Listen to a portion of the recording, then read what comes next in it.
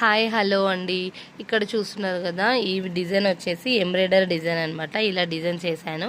ఇక్కడ front side వచ్చేసి cut work అయితే ఇచ్చేసారనమాట. ఇంకా ఇది వచ్చేసి మనము బాటమ్కి బ్లౌజ్ కింద ఫ్రిల్స్ పెడతాం కదా, ఆ ఫ్రిల్స్కి అయితే ఈ విధంగా ఫ్లవర్స్ వేసామన్నమాట.